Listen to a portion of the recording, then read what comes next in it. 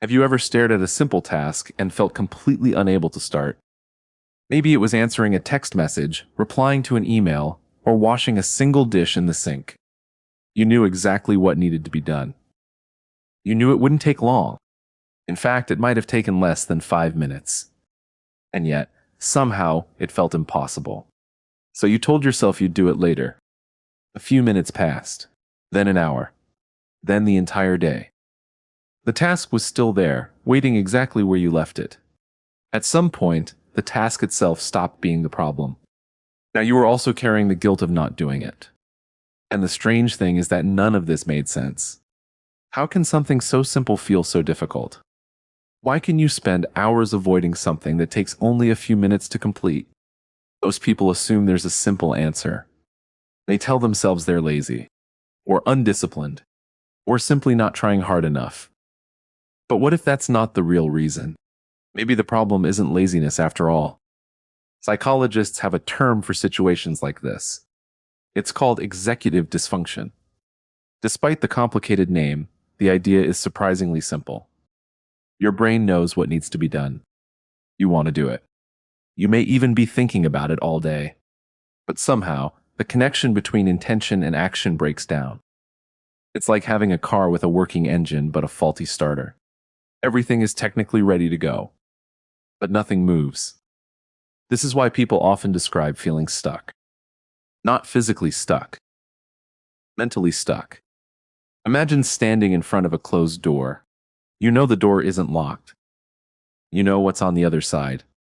And yet, opening it feels strangely difficult. For many people, simple tasks create an invisible layer of resistance. Not because they're hard, but because starting them requires activating a system that isn't cooperating. And the frustrating part is that other people often can't see this struggle. From the outside, it looks like you're doing nothing. But inside your mind, a battle is taking place. You want to act, but something keeps pulling you back. This creates a cycle of confusion. The more you struggle to start, the more guilty you feel. The more guilty you feel, the harder it becomes to start. Eventually, even small tasks begin to feel emotionally heavy. And this is where the story becomes even more interesting. Because for some people, this pattern isn't occasional. It's something they experience almost every day. And that brings us to a condition that is often misunderstood. A condition that many people think is only about being distracted. But the reality is far more complicated than that. The condition we're talking about is ADHD. And despite what many people believe, ADHD isn't just about being distracted.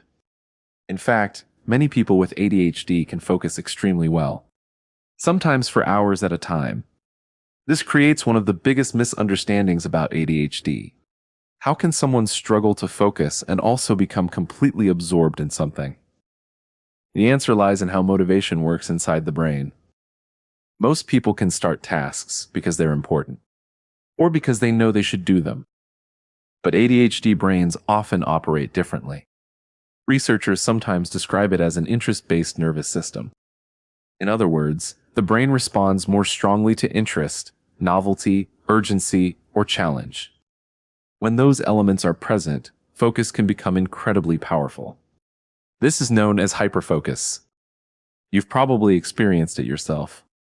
Hours disappear while you're playing a game, watching videos, learning about a new hobby, or working on something you're genuinely excited about. But when a task feels boring, repetitive, or emotionally unrewarding, something very different happens. The brain struggles to generate enough motivation to begin, even when the consequences are important. This is why someone can spend 3 hours researching a random topic online, but struggle to send a 2-minute email. From the outside, that behavior seems irrational. But from the inside, it often feels impossible to control. The issue isn't intelligence, and it isn't effort. The issue is that the brain is constantly searching for enough stimulation to engage. This is also why urgency suddenly changes everything. A deadline approaches. The pressure increases. And somehow, the task that felt impossible yesterday becomes manageable today. Not because the task changed, but because the brain finally received the stimulation it needed. Understanding this can be incredibly freeing because it replaces self-blame with understanding.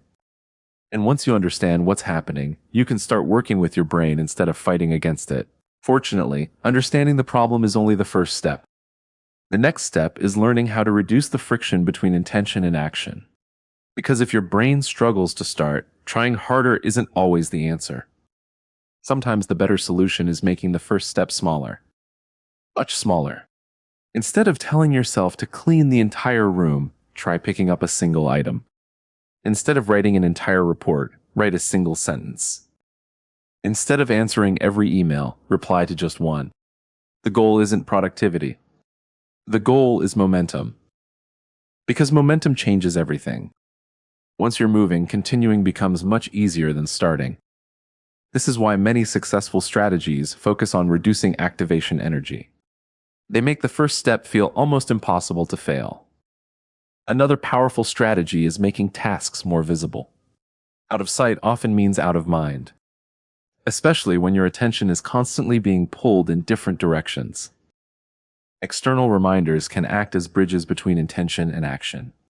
A sticky note, a checklist, a calendar notification, anything that reduces the burden on your memory.